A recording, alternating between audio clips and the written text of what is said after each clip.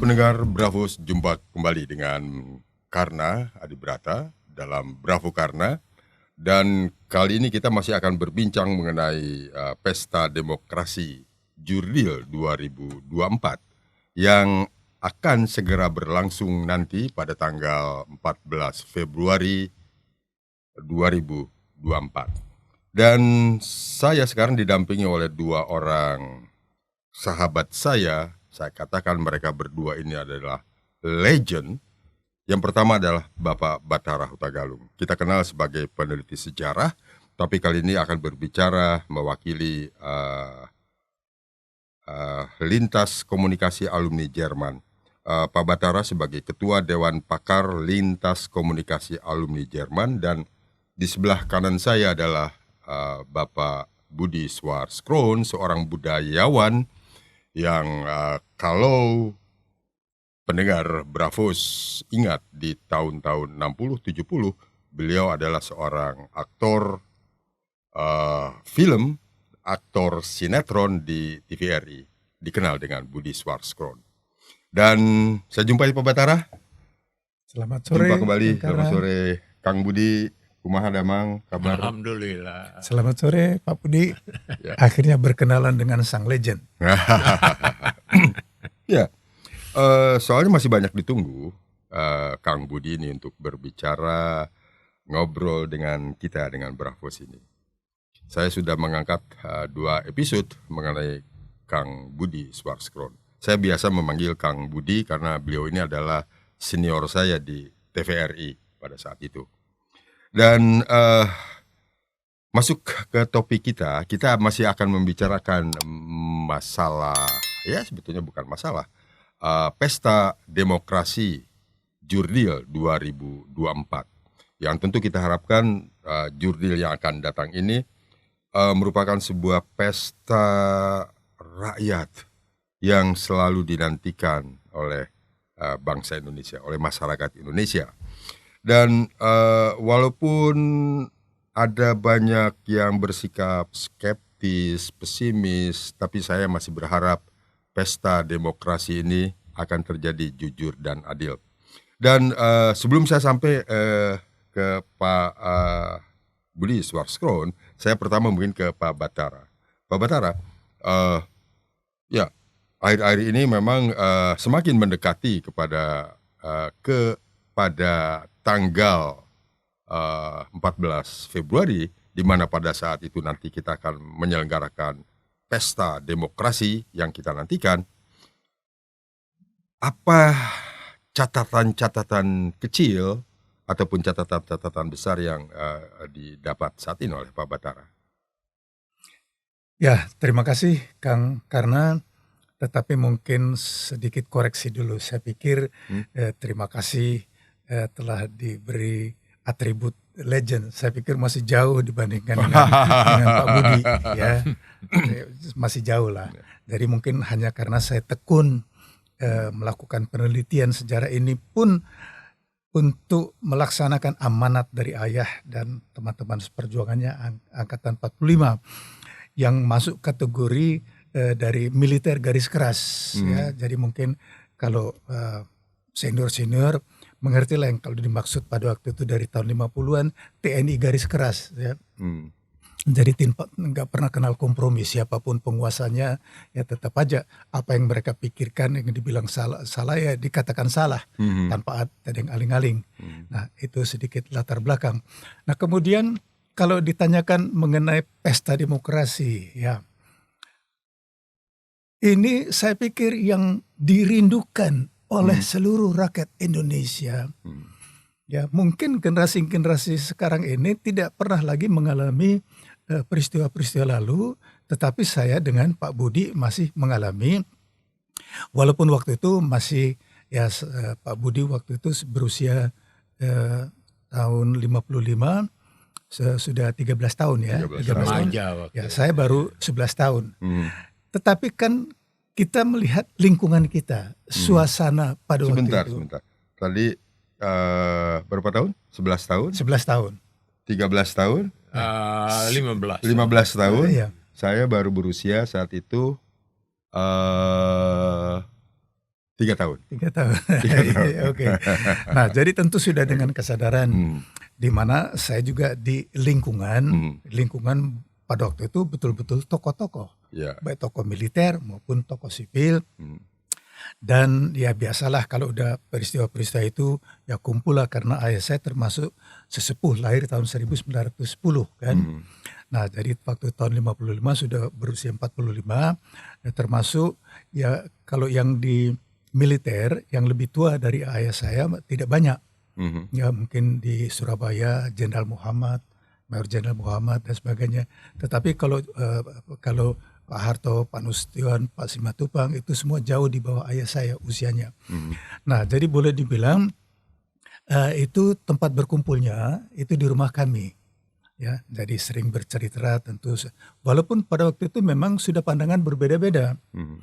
Ya, dan pada waktu itu militer boleh ikut berpolitik. Ya, seperti Jenderal Nasution mendirikan Ikatan Pendukung Kemerdekaan Indonesia, organisasi yang bisa ikut pemilihan umum. Hmm. Nah, jadi intinya bahwa kalau yang saya alami di Jakarta, ya di Kebayoran Baru, itu suasananya mungkin agak berbeda kalau di daerah-daerah lain, kota lain, ya. Jadi tidak ada berita-berita yang negatif, ya, mengenai intimidasi atau segala macam. Karena pada dasarnya mereka itu semua pejuang-pejuang. Hmm. Ya, semua itu kan pejuang-pejuang. Jadi walaupun berbeda pendapat, tetapi di sini kehebatan mereka. Mereka semua itu betul-betul negarawan. Hmm. Ya, negarawan. Walaupun berbeda pandangan politik, agama dan sebagainya, ya, tetapi suasana silaturahmi itu tetap ada. Hmm. Ya, walaupun memang kemudian Soekarno juga pernah menangkap Syahrir dan sebagainya. Tapi ya sudah selesai itu sudah selesai. Bahkan setelah Sultan Syahrir meninggal, ya, Presiden Soekarno langsung memberikan gelar pahlawan nasional kepada Sultan Syahrir, padahal waktu itu Sultan Syahrir dipenjarakan karena berbeda pandangan politik dengan Soekarno. Hmm. Nah, jadi kalau mengenai suasana secara umum, saya pernah menyampaikan bahwa pemilihan umum tahun 1955 adalah pemilihan umum yang pertama yang diselenggarakan di Republik Indonesia. Hmm. Sudah lagi bukan di Hindia Belanda, ya. Nah, jadi itu mencerminkan kalau saya menilainya kedaulatan rakyat. Hmm. Jadi tidak ada electoral threshold, tidak ada pembatasan, semua boleh masuk. Ya. Jadi bukan, karena memang tidak ada di Undang-Undang Dasar bahwa wakil-wakil rakyat itu harus dari partai. Hmm. Nah, ini harus dipahami sekarang. Ya. Jadi banyak negara yang juga gitu calon independen, ya, juga bisa mencalonkan diri untuk menjadi wakil rakyat. Hmm. Hanya masalahnya ada yang memilih atau tidak. Hmm. Nah, jadi tahun 55 saya pernah sampaikan bukan hanya partai politik. Jadi pesertanya kalau tidak salah sekitar 61 banyak partai politik, tapi juga ada organisasi, ya, seperti Ikatan Pendukung Kemerdekaan Indonesia, dan bahkan ada peserta perorangan. Ya, seorang dari Jawa Timur, saya lupa namanya, bisa kita cari, boleh dicari juga di Google, ya, bahwa pada tahun 1955 itu ada calon perseorangan yang mendapat 1 kursi. Jadi bukan hanya di DPR, tapi juga di konstituante. Nah, jadi ini sebagai cermin gambaran bahwa menurut pendapat saya, bahwa itulah satu-satunya yang dapat dikategorikan sebagai pesta rakyat. Nah, setelah itu zaman Orde Baru, saya tahun 71 saya sudah di Jerman dan baru kembali tahun Desember 92, memang mengikuti pemilihan di masa Orde Baru 2 kali, ya, artinya mengalami. Tetapi saya selalu menyampaikan saya sama sekali tidak pernah ikut memilih dalam pemilihan umum di masa Orde Baru. Mungkin itulah kesannya. Ya, ya. Bisa saya simpulkan, bisa saya catat di sini bahwa menurut Pak Batara, pesta demokrasi yang berlangsung tahun 1955 itu adalah pesta demokrasi diikuti dengan sukacita oleh masyarakat Indonesia. Dan ya, kita akan tanyakan nanti kepada Pak Kang Budi Suarskon, seorang budayawan,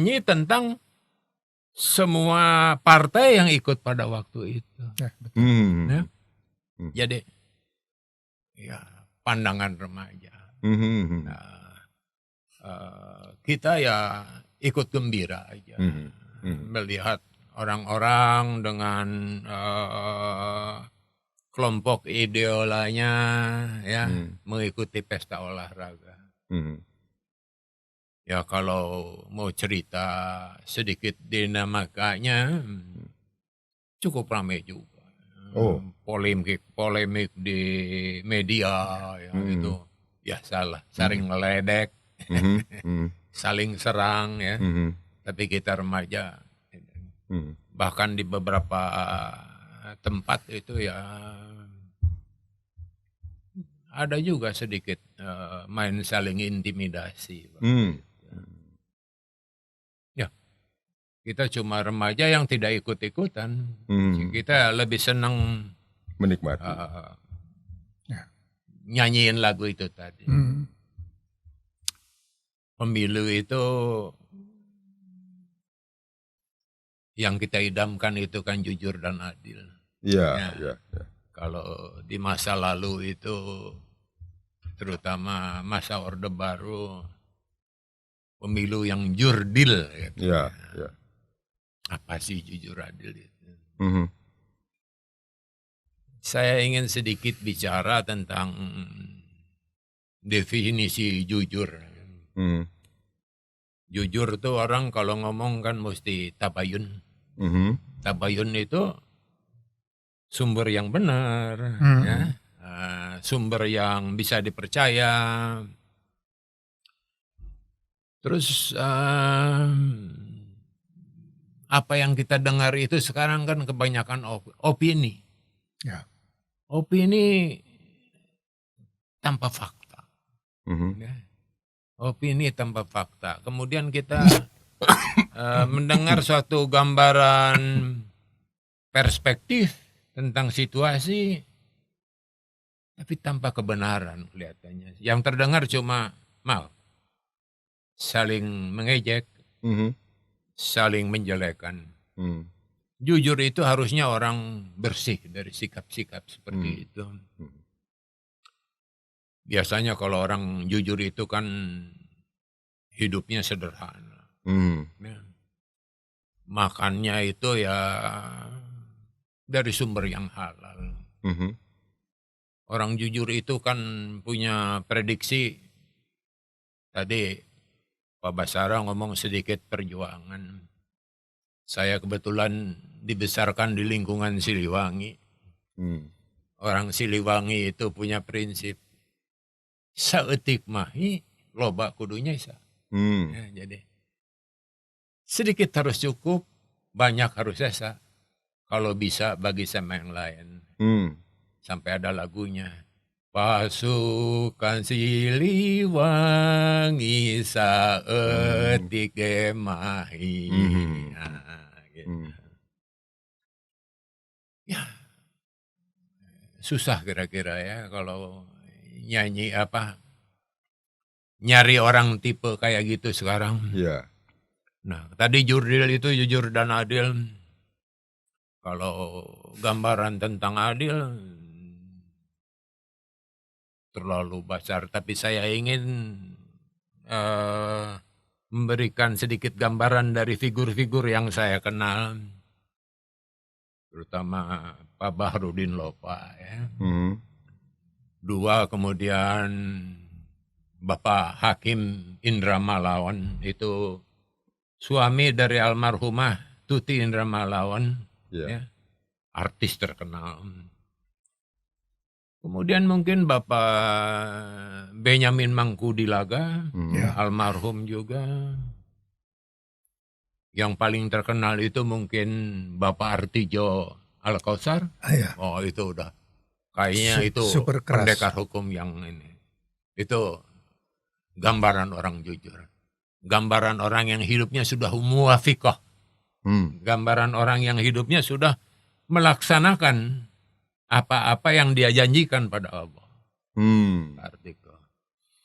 Kemudian mungkin Bapak nggak kenal mungkin ya, Bapak Prinsen Poke. Oh ya, Poke Prinsen. Poke Prinsen. Itu mantan disertir pasukan Belanda yang nyebrang ke Siliwangi, dan dia mendirikan LBH. Lembaga Bantuan Hukum. Kemudian yang paling terkenal kalau menurut saya itu Bapak Hugeng. Oh, Pak Hugeng, ya. Saya kenal baik. Saya paling senang kalau dia cerita tentang Pinocchio. Pinocchio bukan Pinocchio. Itu julukan dia waktu jadi mata-mata sebelum serangan umum 1 Maret di Jogja. Pak Hugeng nyamar kerja jadi pelayan di restoran Pinocchio. Nah, di situ dia perhatikan, pasukan Belanda ini segini, persenjataannya begini, kendaraannya begini. Dan Pak Hugeng lah yang menentukan hari H termasuk jam H serangan umum 1 Maret. Gitu. Gitu. Sampai di situ barangkali mau ada. Ya, menarik. Jadi apa yang disampaikan tadi sangat berkaitan, sangat berhubungan apa yang disampaikan Pak Batara dan Kang Budi Swarskon. Dan saya tertarik tadi apa yang disampaikan ada hanya untuk menjadi orang yang jujur. Belum lagi kita bicara adil. Itu tidak banyak yang yang terlihat oleh mata, hanya beberapa orang saja tadi ya. Disampaikan tadi Bapak Baharudin Lopa, Bapak Indra Malawan, kemudian Benyamin Mangkudilaga, kemudian Artijo Alkausar, dan terakhir tadi adalah Bapak siapa? Prinsen Poke. Ya. Dan Pak Hugeng yang terakhir. Itu yang dikatakan mungkin mereka ini bisa dikategorikan orang yang tabayun. Tadi. Kemudian sudah pada level kebijakan, walaupun mungkin mereka itu belum sampai kepada tahap negarawan. Dan kalau sekarang ini yang dibutuhkan oleh kita ini adalah seorang negarawan yang untuk memimpin negara ini dengan kebijakan yang tadi. Ini kan hanya orang biasa saja. Hanya kebetulan mereka menempati tempat-tempat posisi di atas, tapi belum level ke negarawan. Nah, sekarang ini banyak yang mengaku dirinya seorang negarawan, tapi belum sampai ke tahap seperti itu. Nah, Pak Batara, kalau tadi saya katakan seperti itu, mungkin ada pandangan yang lain dari Pak Batara. seperti saya katakan tadi, kita belum banyak negarawan di Indonesia ini yang sudah mencapai tahap, kalau tahapan dari seorang manusia apalagi laki-laki, dia harus sampai tahap ke wise, bijak. Kemudian bukan hanya bijak mengatur kebijakan yang benar, yang baik, tapi dia sudah bijak bisa mengatur apapun dan mengatur negara ini. Ya. Sudah adakah di negara kita ini orang semacam itu, Pak Batara? Ya, kalau yang saya kenal, kalau dari angkatan 45 itu banyak. Banyak, ya. Angkatan 45. Ya.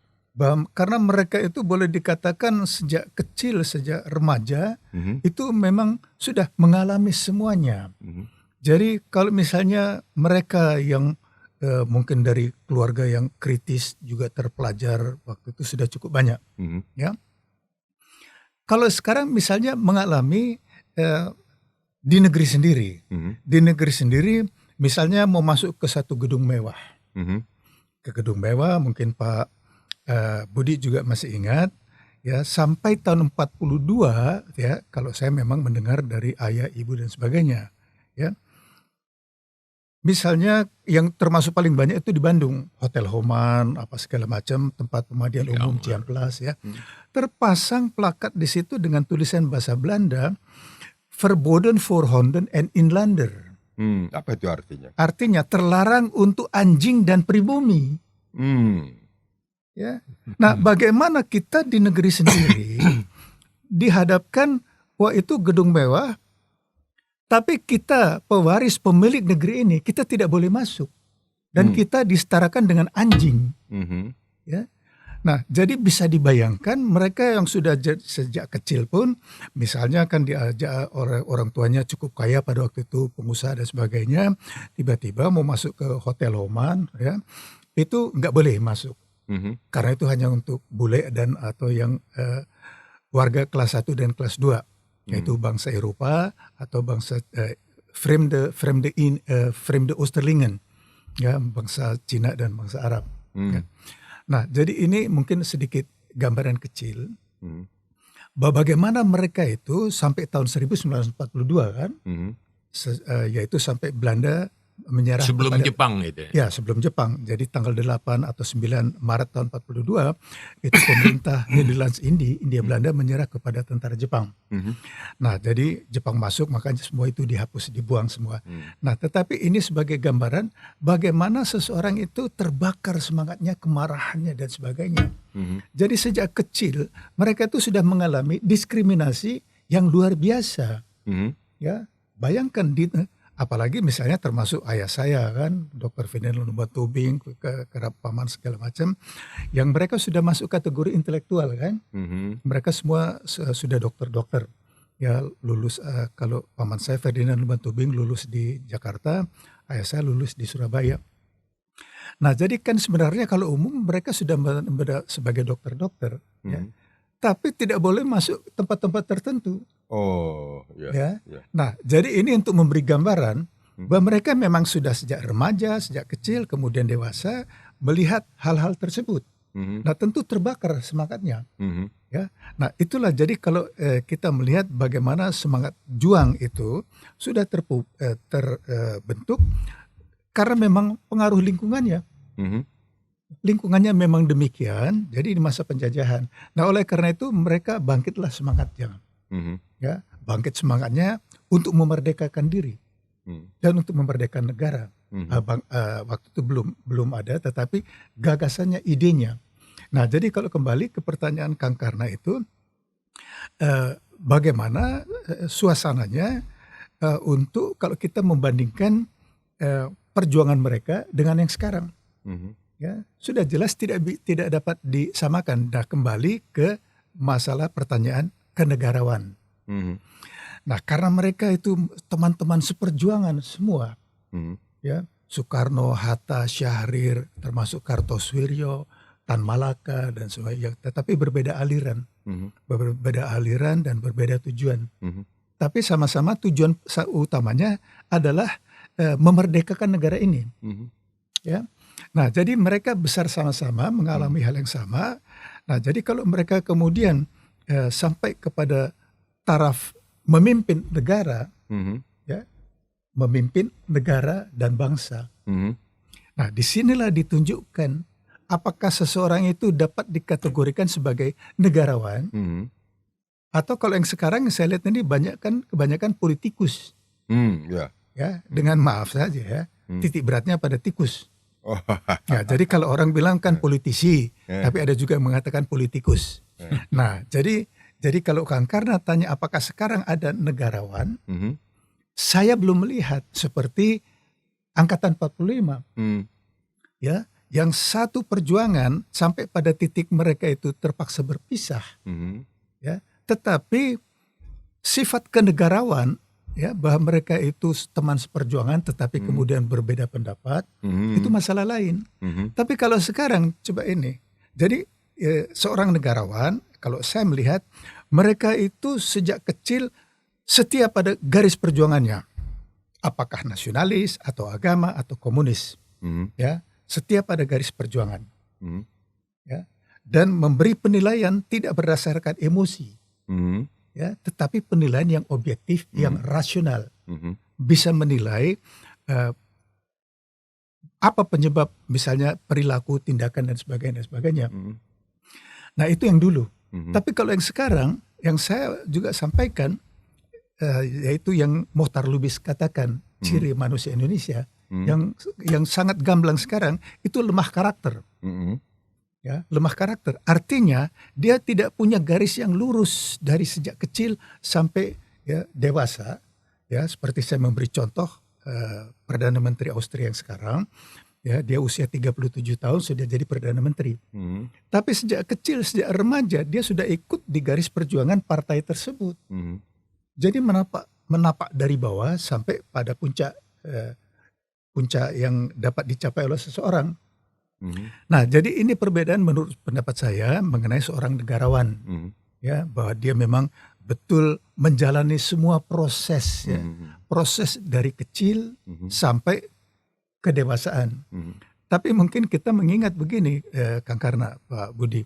Jadi ada baik juga di Indonesia maupun di Eropa kita dengar semua orang pasti akan tua, jadi tua, ya.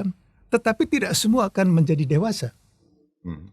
Ya, saya pikir ini kita semua memahami kan. Jadi untuk sampai ke usia tua itu ada jalan dua yang mungkin bercabang dan akan ada pemisahan.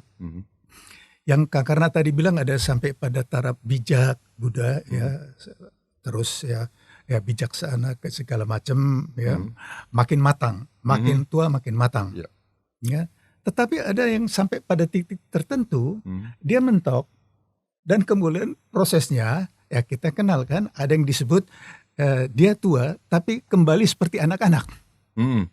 Ya, ada yang tua dia makin bijak. Nah, jadi saya nggak tahu mulai kapan titik baliknya itu. Kan sering kita bilang, wah kelakuannya dia kayak anak-anak lagi kan. Nah, jadi ada yang masih anak-anak, ada yang kembali jadi anak-anak. Nah, silakan interpretasi sendiri kan. Ya kira-kira begitu. Jadi kalau Kang Karna sekarang belak-belakan tanya kepada saya, apakah ada negarawan di Indonesia? Saat ini saya katakan saya belum lihat. Bisa jadi salah. Tetapi untuk menjadi negarawan itu prosesnya panjang sekali. Ya, terima kasih Pak Batara. Jadi saya bisa simpulkan di sini bahwa negarawan itu tidak terlahir untuk jadi negarawan. Tidak terlahir. Kemudian nggak ujug-ujug. Tidak ujug-ujug. Jadi negarawan itu harus dibentuk. Proses yang panjang. Jadi untuk menjadi negarawan itu adalah dibentuk. Jadi dia tidak terlahir untuk jadi negarawan. Nah, kalau kita tadi bandingkan bahwa di tahun-tahun pasca kemerdekaan dan sebelumnya, di situ sudah terlahir banyak dan siap untuk dibentuk untuk jadi negarawan dan banyak di situ. Nah, bisa juga sebenarnya sekarang itu sudah ada negarawan, tapi motif dia untuk menjadi negarawan itu berbeda dengan negarawan yang memerdekakan negeri ini. Jadi motifnya berbeda.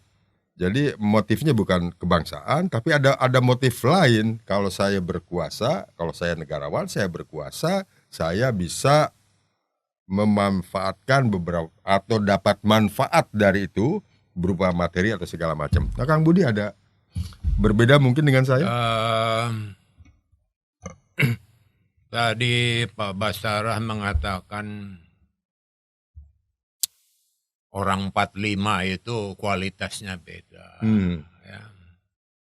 Saya ingin sedikit menarik ke belakang.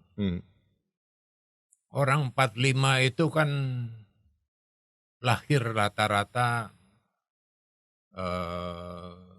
1910 gitu kan.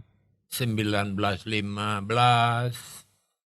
Nah, saya ingin sedikit menarik ke belakang.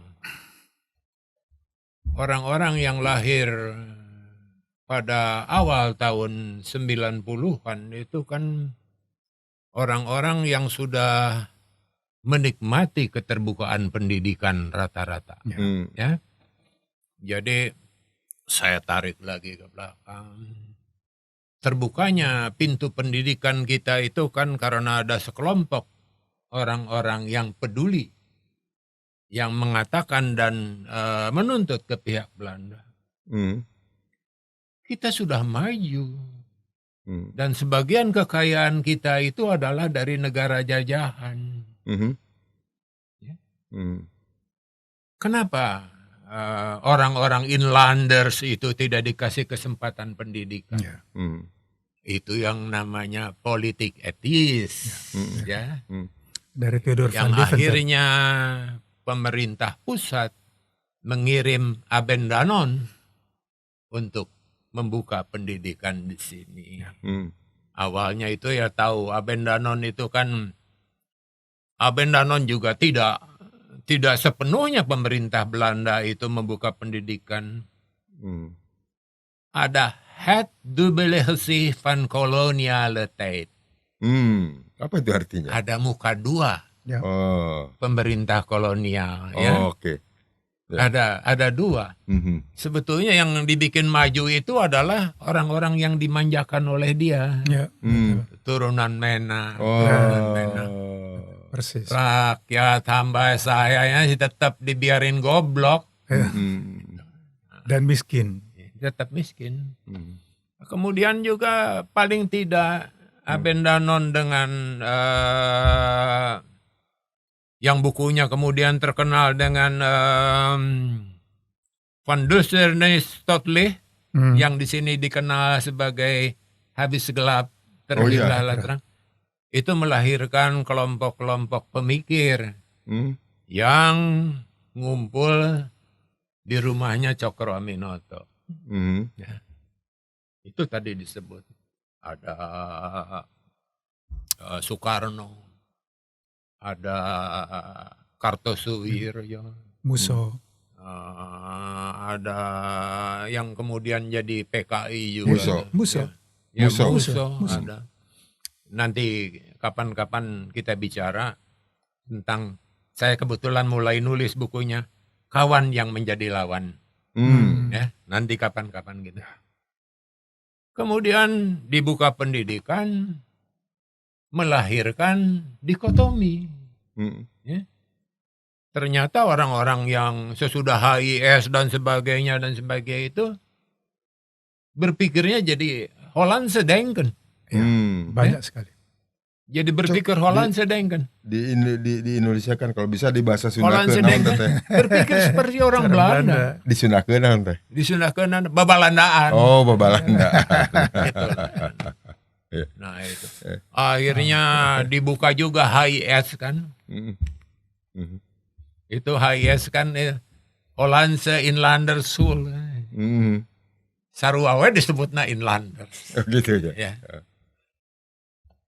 Melihat begitu, tadi disebut Tan Malaka. Tan Malaka kok jadi begini? Tan Malaka itu yang punya pikiran supaya inlanders tidak begitu minderwaardigheid kompleks ya. Tidak terlalu minder.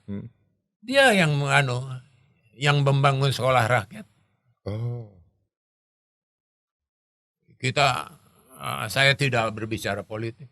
Kalau Tan Malaka punya jasa, ya kita sebut punya jasa. Iya, Ya? Kita sebut punya jasa, begitu. Nah, tadi Tan Malaka itu jasanya besar, dia membangun sekolah rakyat itu. Saya produk sekolah rakyat. Iya. Ya? Kita semua Kita mungkin. masih Saya produk sekolah rakyat. Nah, mulai di situ, oh iya ya, timbul rasa nasionalisme itu di sekolah rakyat. Tadi memang saya mengalami juga itu yang namanya inlanders forbidden to hang. Inlanders and hon forbidden to hang. Pribumi dan anjing tidak boleh masuk. Nah, dari mulai situlah sebetulnya sudah lama itu yang namanya Priangan Yongen, yang namanya Ambon Yongen, yang namanya Batak Yongen, yang namanya Padang Yongen bikin itu tahun 28 Sumpah Pemuda. Itu juga bibit-bibit nasionalisme. Gitu. Kalau orang-orang 45 punya sikap, ya nggak aneh. Malah aneh kalau mereka tidak punya sikap nasionalisme. Tidak. Itu orang-orang yang tidak jadi ujug-ujug. Gitu. Dari saya sekian dulu, mungkin ada tambahan. Ya menarik. Ini sangat bersesuaian apa yang disampaikan dalam penelusuran sejarah kita yang sebelum-sebelumnya, Pak Batara. Nah, kenyataan yang terjadi sekarang ini itu kan sangat berbeda jauh dengan apa yang terjadi pasca kemerdekaan. Negara-negarawan banyak kemudian, dan terlebih lagi pada era Orde Baru. Kemudian kita bisa kita katakan Orde Baru itu ya kata Orde Pembaharuan. Mungkin pada saat awalnya rejim Soeharto ini bertujuan baik mungkin ya, atau berjalan dengan rel yang benar pada 5 tahun pertama atau 5 tahun kedua. Dan nah itu tentu akan saya tanyakan kepada Kang Budi nih. Kang Budi banyak mengalami di saat-saat seperti itu. Dan menurut Kang Budi, era Orde Baru itu seperti apa sih? Nanti kita akan bandingkan dengan era reformasi yang sekarang ini, Pak Batara. Di era Orde Baru, gitu kan? Kang Budi saat itu sudah sangat apa yang digambarkan, sikap-sikap yang terjadi sekarang itu warisan dari Orde Baru. Warisan dari Orde Baru. Cara-cara Orde Baru. Cara-cara Orde Baru. Apa yang dilakukan pada saat Orde Baru saat itu?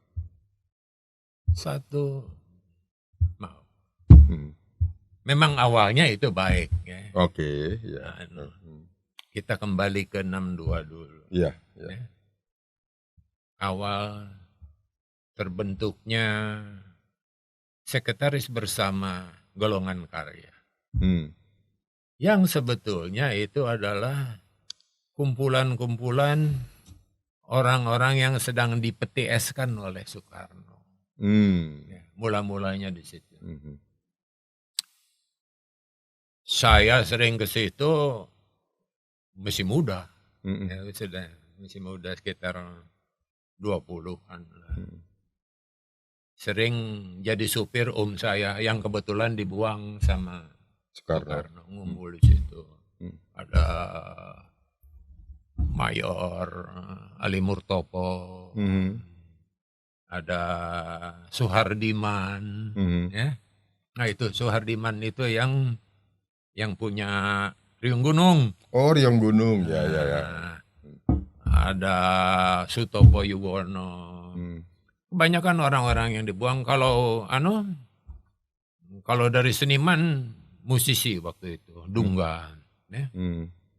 Yang akhirnya dia pernah jadi elit di Golkar juga. Mahasiswa baru Kosmas sama David Napitupulu, ya, baru begitu. Masih belum mewah, ya. Ngumpul cukup seceret teh, beli pisang goreng singkong dari stasiun Gambir, karena kita persis di sebelah Gambir itu ada Pejambon kan. Pejambon itu rumah tempat kita ngumpul, di seberangnya lagi ada gereja Immanuel. Ya. Kita ngumpul, sering ngomong tentang bagaimana agak menghambat kemajuan PKI, terutama di Sobsinya. Dari situlah lahir ide-ide membuat SOKSI, Serikat Organisasi Karya Seluruh Indonesia, sebagai itu. Mulanya dari situ aja. Suhardiman tuh ya? Ya? Suhardiman. Ya, Suhardiman. Ya, yang itu yang punya. Saya kenal baik sama anaknya juga, Bobby Suhardiman. Mulai di situ. Awal-awalnya menarik. Kemudian berkembang, ya, dengan pembersihan lingkungannya, dan semakin arogan ketika Pak Harto jadi Dewan Pembina. Mulai dari situ, siapapun yang jadi ketua Golkar cuma de jure aja. De facto, everything Tetap Soeharto. run by Cendana. Ya kita tahu sendirilah banyak bagaimana kebijakan represisinya. Ada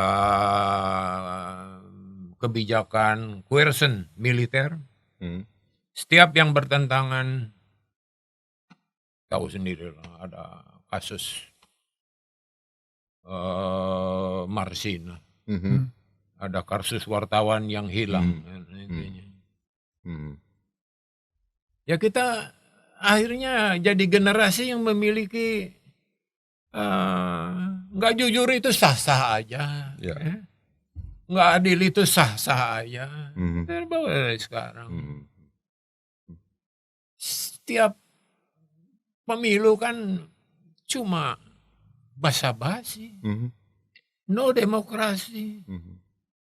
Tidak ada apa yang namanya trias politika. No. Monopolitik. Kehadiran PNI, kehadiran Parmusi sebagainya cuma basa-basi. Ada catatan-catatan bahasa arah pasti. Ya. Ya. Jadi tadi disebutkan walaupun tidak berkaitan dengan pemilu, tapi ada ketidakberesan di masa Orde Baru itu setelah Dewan Pembina dipegang oleh Pak Harto, ya, menurut Pak Budi. Tapi juga kita lihat setelah masa saat kedua dan ketiga, di situ ada pemilihan umum yang terencana seperti adanya Repelita 1, Repelita 2 dan sebagainya. Malah waktu itu kan ada sampai tinggal landas gitu kan, ada bahasa seperti itu. Dan kita lihat pada saat itu pun ketidakadilan atau kecurangan dalam pemilu itu sudah mulai terlihat. Dan saya pada saat itu memang menjadi ASN. Kita saat itu jadi karyawan televisi, ya kan? Dan kita sangat terasa di situ waktu itu. Bagaimana pada saat itu kalau kita balik lagi ke nostalgia zaman dulu, karyawan TVR itu sebelumnya adalah karyawan dari Yayasan Gelora Bung Karno, ya. Kemudian satu saat di ASN kan kita di bawah Departemen Penerangan. Nah, pada saat itu kita itu memang sudah diarahkan untuk memenangkan Golkar pada setiap apapun. Itu terasa di kita di ASN pada saat itu. Dan malah kita itu diajarkan pada saat itu bagaimana kita mencurangi pemilu. Itu saya alami gitu kan. Dan saat itu kita sebagai karyawan ya ikut-ikut saja. Karena waktu itu kan sudah di dogma, kamu kan dibayar oleh pemerintah. Pemerintah ini dipegang oleh apa? Oleh Golkar. Gitu kan. Jadi kita saat itu sudah terdoktrin seperti itu. Dan yang jelas memang pemilu pada saat itu tidak adil dan tidak jujur. Tidak jurdil, dan memang terlihat di situ banyak kecurangan-kecurangan, dan itu terlihat di depan mata, tapi siapapun tidak bisa mengurangi atau mentiadakan kecurangan-kecurangan tersebut. Nah, sekarang kita masuk ke Orde Reformasi. Kalau kita lihat mereka teman-teman pejuang demokrasi di tahun 98. Kita lihat mahasiswa Trisakti, gugur 2 orang di sana. Kemudian mahasiswa Trisakti, mahasiswa ITB begitu bersemangat untuk berjuang, untuk mengubah orde baru ini dengan ketidakberesan di segala hal dan menginginkan sesuatu yang baru. Lalu mereka berjuang dan lahirlah Orde Reformasi. Nah, Pak Batara, tolong diceritakan sekarang kita ini ada di Orde Reformasi. Apa sih yang terasa oleh Pak Batara? Ya, melanjutkan tadi yang disampaikan Pak Budi mengenai pembungkaman media-media dan saya lihat justru memang masalah-masalah inilah yang seperti Pak Budi sampaikan, ini warisan Orde Baru semua. Mungkin ingat dulu kan,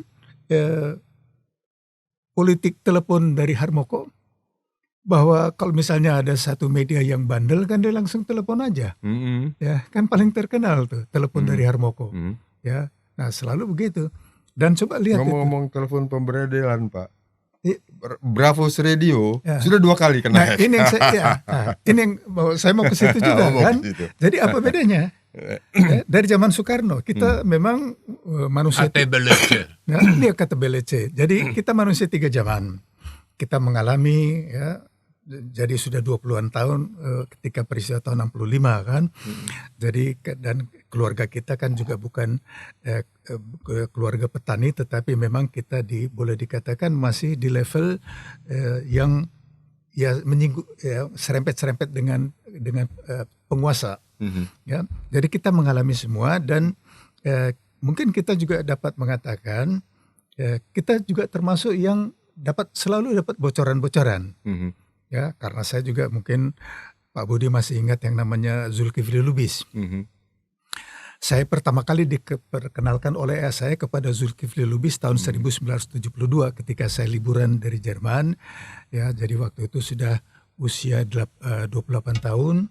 Ya, nah waktu saya berangkat saya baru berusia 21 tahun. Ya, setelah 7 tahun baru kembali liburan dan mungkin saya pikir ini anak udah waktunya mengetahui semua latar belakang.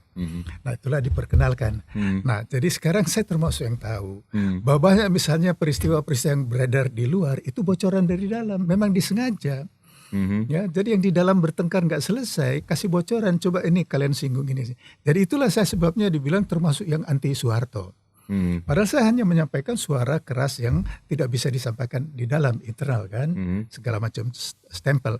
Nah, jadi kembali ke persoalan ini untuk menunjukkan sebenarnya yang saya juga himbau ya, mohon ya senior-senior ini mulai buka suara, ya seperti Pak Budi menceritakan yang kemarin itu cucu keponakan dari Urip Sumoharjo, ya kita harapkan lagi nanti putra-putra cucu-cucu pahlawan nasional buka bicara, karena biar bagaimana mereka itu trademark, Ya, nama-namanya misalnya orang dengar Sumoharjo aja kan, ya, atau masih ada putra-putra atau cucu-cucu dari pahlawan-pahlawan nasional. Nah itu kita minta buka suara, pasti mereka banyak tahu. Cuma masalahnya yang selalu Kang Karna juga tanyakan, keberanian. Apakah ada keberanian untuk mengungkap? Juga dari sepuh-sepuh yang saya sampaikan beberapa kali juga sebenarnya dari Luhut Binsar Panjaitan sudah keluar ada beberapa persoalan mengenai Timur-Timur. Buka dong semuanya. Dari Sutioso, ya. Beliau kan juga pernah gubernur zaman Orde Baru, kemudian pernah menjadi kepala BIN. Dan mulai mengungkap sedikit aja langsung dicap rasialis kan. Nah, jadi ini intimidasi. Supaya kita dibungkam. Nah, tadi kalau Kang Karna menceritakan pengalaman sebagai ASN, sudah diarahkan. Ya, diarahkan untuk memenangkan Golkar. Apa bedanya sekarang? Ya, bahkan kita sekarang ini kan luar biasa.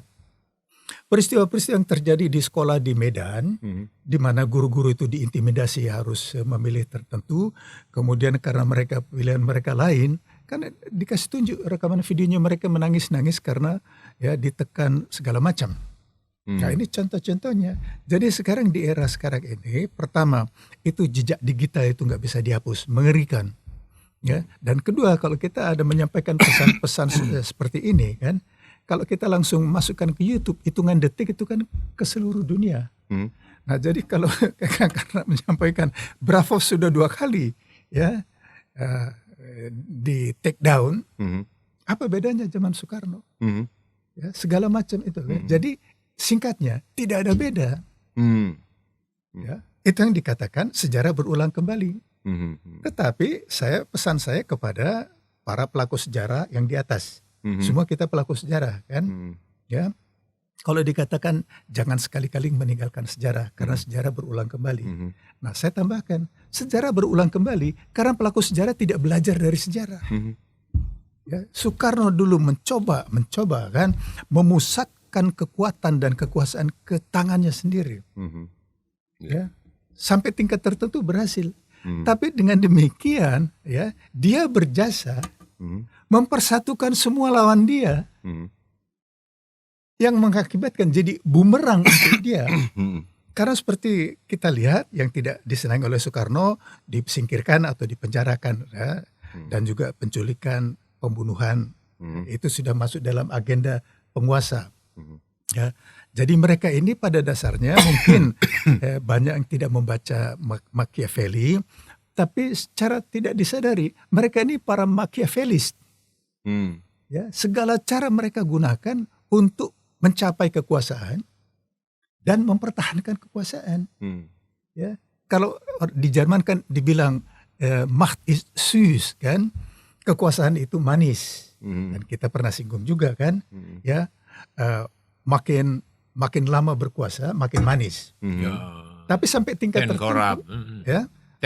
Ya, betul. Tapi sampai tingkat tertentu yang dia tidak sadari, kalau dari kedokteran terlalu banyak manis, dia kena diabetes sampai mati. Nah, dalam politik ya ini diabetes politik. Diabetes politik karena dia sudah senang dengan kekuasaan, berusaha mempertahankan dengan segala cara. Ya. Boleh dibilang sebagai absolute corrupt. Absolute corrupt. Ya, absolute ya. Jadi kan udah dibilang dari Lord Aston kan, power is corrupt, absolute power is absolute corrupt ya. Nah, ini semua terjadi. Ini kan sudah ratusan tahun ditulis oleh orang-orang bijak. Tapi kalau begitu orang yang baru mendapat kekuasaan dan ingin mempertahankan kekuasaan, dia hanya mengulangi sejarah dari orang-orang yang sebelumnya. Semuanya sudah pernah terjadi. Seperti di teater, lakonnya sama, hanya pemain yang berbeda. Jadi boleh dibilang kalau dia mengikuti lakon ini, ya akhirnya udah bisa ketahuan. Ya, karena memang sudah demikianlah jalannya. Dengan dia mencoba, ini kan hukum alam. Dia mencoba menekan semuanya ke bawah. Tapi dia tidak sadar bahwa dengan dia menekan ke bawah, dari bawah ini timbul perlawanan. Jadi hukum alam. Nah, jadi ini yang siapapun tidak bisa melawan. Nah, saya hanya mengingatkan, selalu mengingatkan, ya kita semua ini pelaku sejarah. Besar kecilnya tergantung dari peran kita. Nah, sekarang orang dibilang life is a choice. Hidup adalah pilihan. Ya. Nah, sekarang kita semua, terutama mungkin para pemimpin yang sekarang ini sedang mabuk kekuasaan. Ya. Saya hanya mengingatkan, ya, 30 tahun yang akan datang di buku-buku sejarah mau ditulis sebagai apa? Ya, sebagai pahlawan pejuang seperti kita katakan apa angkatan 45, angkatan 65, angkatan 98, ya, ini tinggal ya eine Frage der Zeit. Hanya persoalan waktu. Ya, saya termasuk yang sudah melihat, ya ini kan pengulangan sejarah semua. Ya, dan biasanya kalau ini memang pengulangan sejarah, akhir sejarah ini kita sudah tahu. Nah, jadi Pak Budi, saya panggil Kang ya, Kang Budi, masih ingat ada kata-kata bijak dalam bahasa Jerman. Dalam bahasa Jermannya disebutkan lieber ein Ende mit Schrecken als ein Schrecken ohne Ende. Terjemahan bebasnya adalah ya, lebih baik suatu akhir yang dramatis daripada suatu drama tanpa akhir.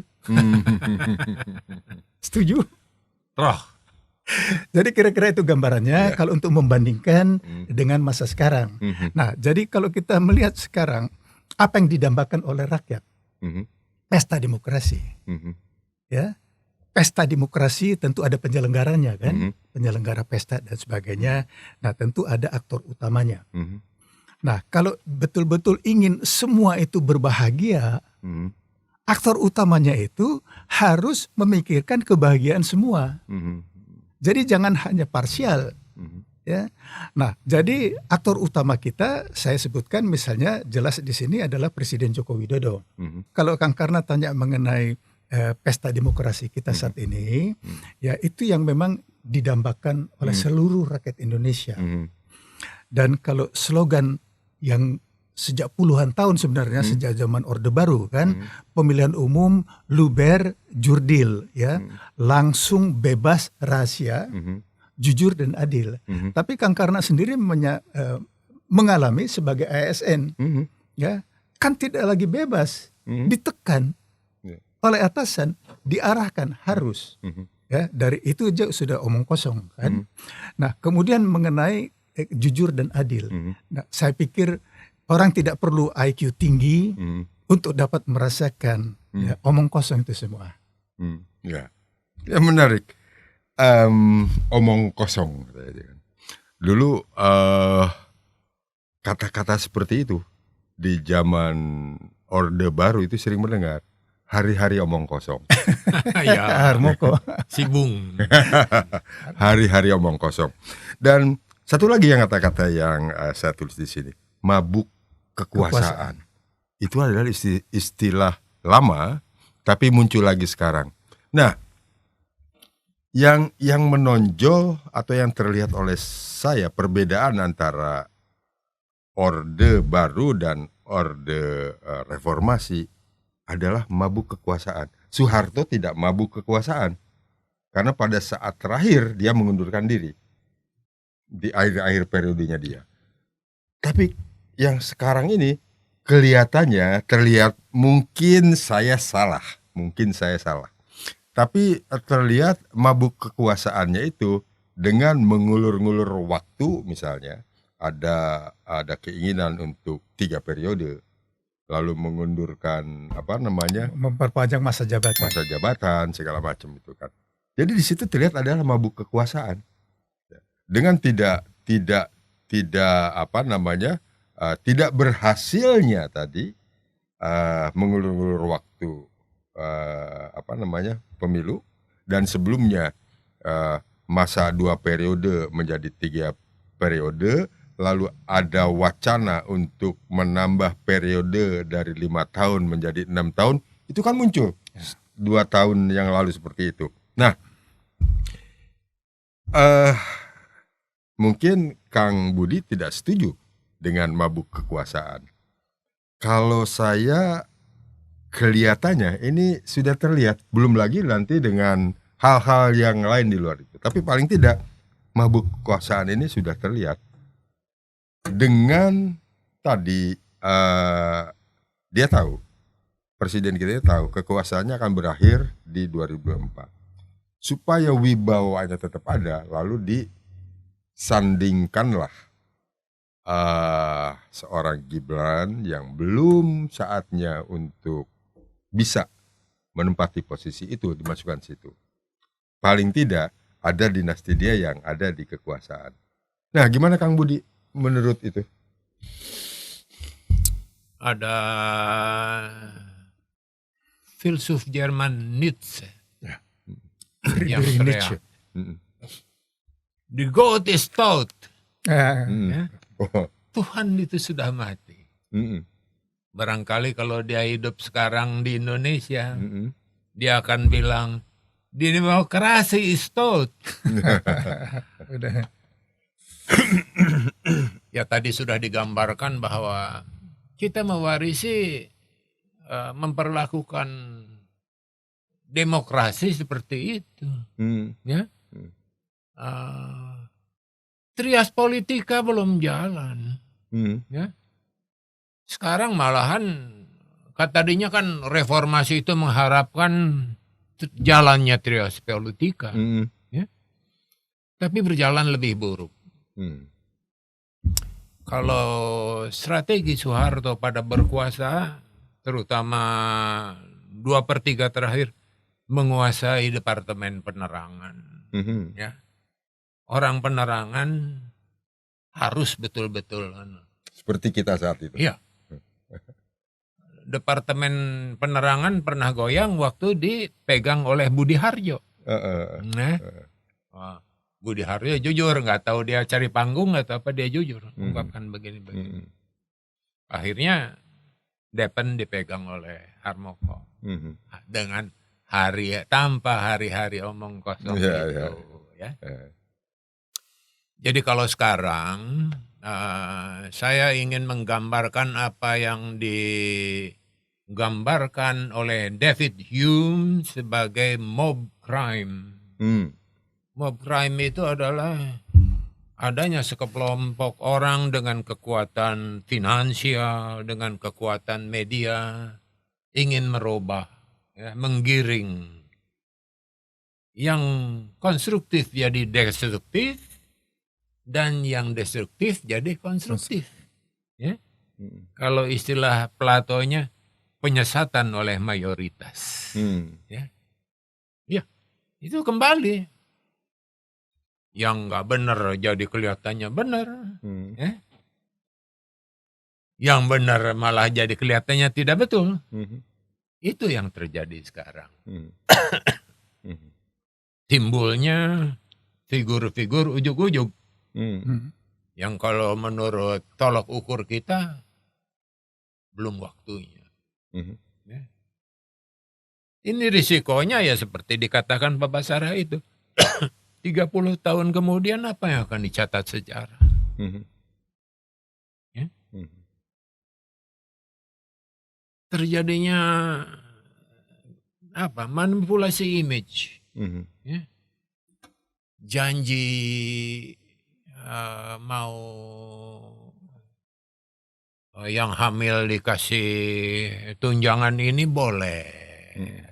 Sah-sah aja. Kasih asam sulfat. Janji mau dikasih susu gratis, sah-sah saja. Janji mau dikasih makan siang, silakan. But jangan dong pakai jual-jual agama, udah tidak mungkin lagi. Ya udahlah, kemarin kita pernah dengar Rocky Gerung Rasulullah.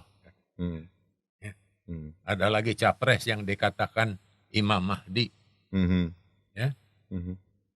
Ada yang dikatakan yang tua itu setaraf atau sejajar dengan Sayyidina Abu Bakar. Yang mudanya setaraf dengan Sayyidina Ali. Maaf kalau saya agak mengungkapkan dari sisi lain sudut saya. Ya. kulil mar'i aqamahu, ya.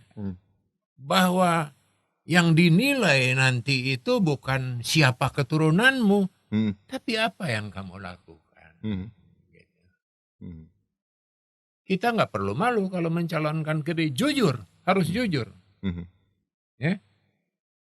Bahwa umpamanya bapaknya pernah jadi pemimpin pemberontak, bilang saja. That's my father, not me. Ya. Atau kakeknya pernah nangkap di Ponorogo, itu kakek saya, bukan saya. Ya. Saya maju sebagai saya, percayalah diri saya sebagai saya. Atau gini, bukan saya muji-muji Anies, tapi Anies tidak pernah bilang. Ya. Yang namanya Abdurrahman Baswedan itu cukup berjasa. Pada waktu Soekarno menugaskan Agus Salim, saat-saat kita baru merdeka, kita butuh pengakuan, negara-negara Barat boykot. Ya. Yang diharapkan membantu itu negara Barat, negara-negara Islam. Agus Salim ditugaskan untuk ke Kairo. Tugaskan. Agus Salim speak Nederland sehr gut, ya. Bagus sekali. Bahasa Jermannya Deutschlich. Bahasa Inggrisnya fluent. But in Arabian, fikolil, kalau cukup-cukup aja. Sedangkan untuk berbicara tentang kemerdekaan harus orang yang mahir. Orang-orang yang mahir ngomong Arab. Dia ditugaskan dibarengin sama Abdurrahman Baswedan. Abdurrahman Baswedan lah yang membicarakan begini loh. Bangsa Indonesia itu sudah merdeka. Nah, sekarang ini kalian sebagai bangsa-bangsa yang ini harus merdeka. Waktu itu orang Palestina, Syekh Amin, orang yang kaya sekali, dia bilang, aneh serahin nih, harta aneh, ya, untuk kemerdekaan bangsa lo. Aneh akan bantu ngomong. Nah, itu sebabnya kenapa kita selalu mendukung Palestina. Karena orang Palestina lah yang pertama mendukung dan membiayai kemerdekaan kita. Itu. Jadi menghadapi 14 bulan ini kan ya, Februari 24 ini, tolonglah, sudah waktunya kita jujur. Sudah waktunya kita jujur. Pesan saya cuma begitu aja. Jujur dalam hal apa? Seperti apa jujur dikatakan? Jujur, bicara tentang dirinya, bicara tentang harapannya. Ya? Alhamdulillah kalau bisa jujur dalam pelaksanaannya. Sebab dari yang sudah-sudah kan ujung-ujungnya bukan debat yang dipikirin orang, no. Rakyat tidak lihat itu. Bukan debat. Buntut-buntutnya money politik. Ya. That's fact. Ya, Pak Batara, kita masih akan berat sedikit lagi ada yang banyak saya ingin ketahui. Dan tadi memang disampaikan ada beberapa hal yang sama Kang Budi disampaikan. Ya, dalam hal ini janganlah agama dijadikan jualan untuk mengangkat seseorang. Itu tadi disampaikan. Dan kalau saya boleh tahu, apa sih hukumnya di agama? Apa tidak boleh? Kang Budi ini pengetahuan itu lebih dari saya, lebih dari kita. Kalau dalam Al-Ma'un, konsekuensinya orang yang memanfaatkan agama untuk tujuan-tujuan tidak itu, dalam Al-Ma'un, neraka wail. Neraka wail nih gambarannya begini. Kalau kita masak nasi, yang dicobain kan yang di atas nih. Karena kita yakin yang di bawahnya pasti matang. Mhm. Karena apa? Yang di bawahnya itu lebih panas daripada yang di atas. Mhm. Neraka Wail itu yang di bawahnya neraka. Hmm. Ya, Pak Batara, kita sekarang bicara mengenai netralitas. Dan kita lihat tadi kita sudah bicara sedikit mengenai calon-calon pemimpin bangsa ini. Ada 3 memang. Kita lihat dari nomor urut 1 Anies Baswedan, kemudian Prabowo Subianto, dan Ganjar Pranowo berikut dengan wakil-wakil. Itu terserah mau dipilih siapapun. Dan yang kita harapkan tentu pilihlah salah satu di antara mereka itu yang paling kena di hati masing-masing. Gunakanlah tadi, Pak Batara menyebutkan, gunakanlah nalar dan apa namanya? Nurani, Logika, pilihan, dan nurani. nasionalisme. Oke. Nah, Pak Batara, di luar itu semua kita melihat bahwa Bapak Presiden kita yang terhormat Bapak Jokowi sudah memperlihatkan ketidaknetralannya dalam hal ini, dan sudah sangat terlihat yaitu mendukung salah satu calon tertentu. Apakah itu menyalahi aturan? Ya, baik Kang Karna. Kalau tadi Kang Budi sudah menjelaskan mengenai kejujuran, jadi kalau kita bicara jurdil, saya ambil bagian adilnya aja. Ya, jadi jujur dan adil. Nah, jadi memang banyak yang sekarang tentu mendukung Presiden Joko Widodo menyampaikan bahwa itu memang tidak ada dalam undang-undangnya. Betul. Tidak ada undang-undangnya mengenai moral, etika dan sebagainya kan. Ya. Nah, saya katakan mereka ini buta sejarah dan buta undang-undang dasar. Ya. Bahwa sebenarnya yang dikatakan oleh Presiden Joko Widodo beberapa waktu yang lalu, seminggu atau 2 minggu lalu, bahwa dia mengatakan presiden boleh memihak. Ya, dia akan memihak ASN dan sebagainya. Itu bertentangan dengan yang diucapkan tanggal 1 November tahun yang lalu. Ya, bertolak belakang. Nah, jadi kalau sekarang dikatakan bahwa itu tidak ada undang-undangnya, salah besar. Bahwa Presiden Joko Widodo ini kalau menurut saya melanggar undang-undang dasar. Karena ketika Presiden Joko Widodo dilantik menjadi Presiden Indonesia tanggal 20 Oktober tahun 2019, dia menyampaikan sumpah. Dan saya bacakan di sini, silakan menilai sendiri. Ya, sebelum memangku jabatan, Presiden Wakil Presiden bersumpah menurut agama dan masing-masing. Sumpah Presiden. Demi Allah, saya bersumpah. Bersumpah bukan berjanji ya. Demi Allah, demi penciptanya, demi yang Maha Kuasa. Akan memenuhi kewajiban Presiden Republik Indonesia dengan sebaik-baiknya dan seadil-adilnya. Memegang teguh undang-undang dasar dan menjalankan segala undang-undang dan peraturannya dengan seluruh-seluruhnya serta berbakti kepada nusa dan bangsa.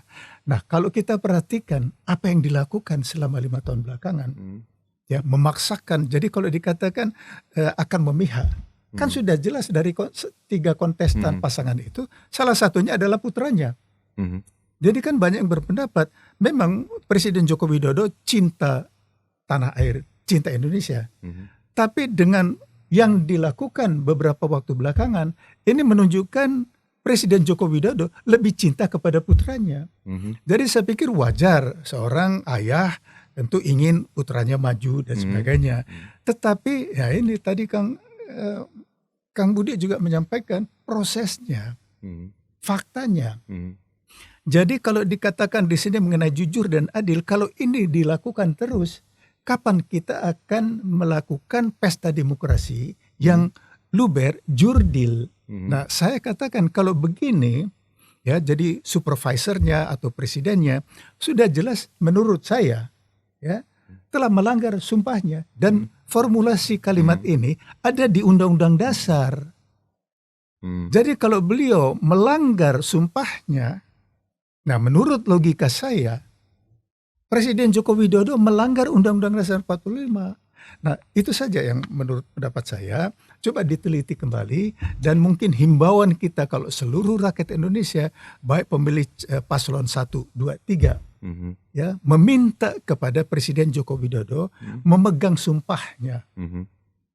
Tidak lebih dari itu. Itu saja. Terima kasih, Kang. Ya. Jadi dicatat di sini bahwa Bapak Presiden kita sudah melanggar Undang-Undang Dasar. Sumpah jabatan. Ya, sumpah. Sumpah jabatan. Dan kita sebagai manusia yang beragama Nasrani, beragama Islam, kita, Kang Budi, yang juga tahu memperdalam masalah agama. Saya tahu, walaupun Kang Budi tidak pernah berbicara ke saya, tapi saya tahu Kang Budi itu memperdalam agama ini luar biasa. Lebih dari saya, lebih dari orang pada umumnya. Kira-kira nih, kalau ada satu orang yang beragama Islam, di atas kepalanya dipasangi Al-Quran, dipayungi dengan Al-Quran, lalu membacakan sumpahnya, kemudian dia melanggar, ya, apa sih yang kira-kira sebagai kita umat Islam, umat yang percaya kepada Allah Subhanahu wa Ta'ala, kira-kira kita hanya bisa mengatakan paling tidak mengingatkan dia. Nah, ini Kang Budi akan ingatkan apa kepada beliau? Saya kasih gambarannya simpel. Kita sebagai Muslim pasti sering nganter orang ke makam kan. Ya. Sering dibantu. Si mayat ini sering dibantu. Bahwa nanti akan ada pertanyaan. Man robuka. Man imamuka. Man kitabuka. Konsekuensinya nanti baru terasa di situ. Kalau umpamanya dia bilang kitabku Quran, mungkin nakir mungkin udah mukul. Dan itu bukan omong kosong. Banyak yang mengalami. Konsekuensinya nanti. Sekarang mungkin tidak terasa. Ya, yang kita harapkan 14 Februari 2024 ini semua berjalan baik. Ya. Semua bisa jujur dan adil, itu aja kita harapkan.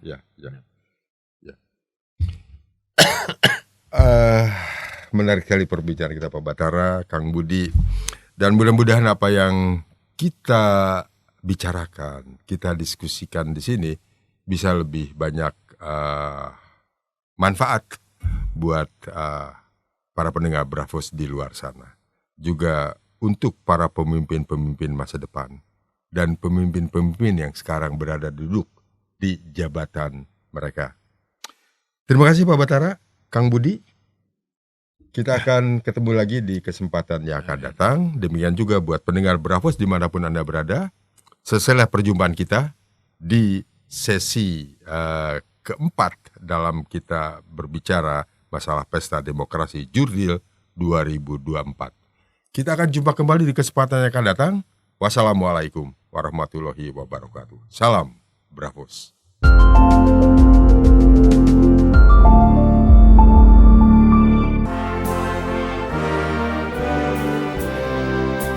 Terima kasih Anda masih terus mendengarkan Bravos Radio dari Batu Ampar 1 nomor 6 Kramat Jati Jakarta Timur. Bravos, your digital radio station.